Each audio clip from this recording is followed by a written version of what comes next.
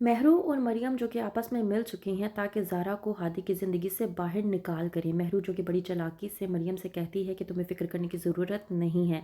ज़ारा की नज़रों में मैं हादी को इतना बुरा बना दूंगी कि उसे लगने लगेगा कि हादी उससे झूठ बोलता है।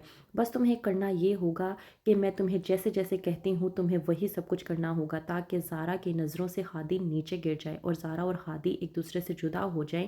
इस तरह तुम्हारा रास्ता साफ हो जाएगा और तुम हादी से शादी कर पाओगी। ड्रामे के नेक्स्ट एपिसोड में आप लोग देखेंगे कि हादी जो कि जाता है मुनीर से मुलाकात के लिए, कहता है मुनीर को कि मामू मैं चलता हूँ, मुझे मरियम को लेने के लिए जाना है। कि महरू हादी के साथ चालबाजी करने की कोशिश करती है और कहती है कि तुम्हें फ़िक्र करने की ज़रूरत नहीं है, ज़ारा भी तो वहीं पर मौजूद होगी, तुम मरियम को कॉल कर दो कि ज़ारा उसे घर पर छोड़ देगी, यहाँ पर बाबा के साथ आराम से बैठ जाओ। अभी हादी मुनीर के साथ बातें कर ही रहा होता है कि महरू चालाकी से हादी की गाड़ी की चाबी पकड़ लेती है और सोचती है कि यही मौका है ज़ारा की नज़रों में हादी को नीचा दिखाने का। महरू जो कि हादी की गाड़ी की चाबी पकड़कर हादी की गाड़ी लेकर चली जाती है सीधा यूनिवर्सिटी, ज़ारा को ये बताने के लिए कि मरियम को कोई और नहीं बल्कि हादी पिक करने के लिए आया है। मरियम जब ज़ारा से मुलाकात करती है तो हादी के गुण गाना शुरू कर देती है, कहती है कि आप जानती हैं कि हादी मेरा कितना ख्याल रखते हैं और वैसे भी उन्होंने आज मुझसे वादा किया है मेरे साथ पूरा टाइम स्पेंड करने का, पूरा दिन गुजारने का। उन्होंने कहा है कि आज का स्पेशल डे वो मेरे साथ मनाएंगे। इतना ही नहीं, वो मेरी हर छोटी छोटी ज़रूरियात का ख्याल रखते हैं, मुझे बहुत अच्छा लगता है। ज़ारा मरियम की बातें बर्दाश्त नहीं कर पाती लेकिन चुपचाप ये बातें सुन लेती है, फिर भी कहती है कि मुझे लगता है कि हादी आज तुम्हें लेने के लिए नहीं आ पाएगा, तुम ऐसा करो तुम मेरे साथ चलो, मैं तुम्हें घर पर छोड़ देती हूँ। लेकिन मरियम जो कि ज़ारा को बढ़ा चढ़ा कर कहती है कि नहीं, हादी ने मुझसे वादा किया था कि वो मुझे लेने के लिए आएंगे, वो मुझे लेने के लिए आते ही होंगे, आपको फ़िक्र करने की ज़रूरत नहीं है, आप अपने घर जा सकती हैं। ज़ारा जो कि यूनिवर्सिटी से बाहर निकलती है तो मरियम को हादी की गाड़ी में बैठता हुआ देखती है लेकिन वो ये नहीं देखती कि हादी गाड़ी में मौजूद है या नहीं।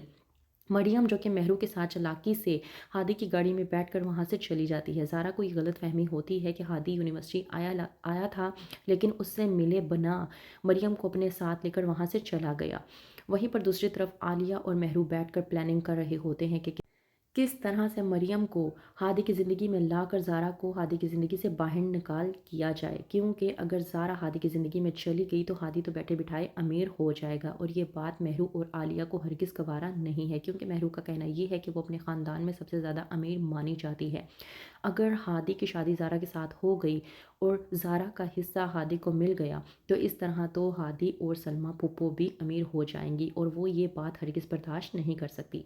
दूसरी तरफ ज़ारा जो कि बगैर कुछ सोचे समझे हादी पर इल्ज़ामात की बौछार करती है और कहती है कि तुम जब आए थे मरियम से मुलाकात के लिए, उसे लेने के लिए, तो तुम मुझे क्यों नहीं मिले।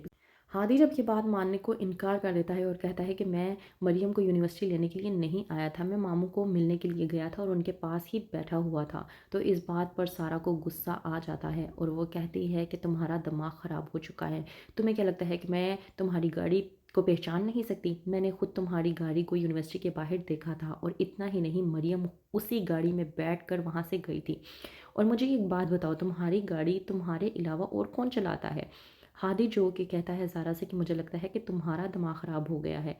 ज़ारा हादी की इस बात को यकीन नहीं कर पाती और कहती है कि मैं ये बात कहना तो नहीं चाहती लेकिन मैं ये बात कह रही हूँ क्योंकि ये बात मैंने खुद अपनी आंखों से देखी है।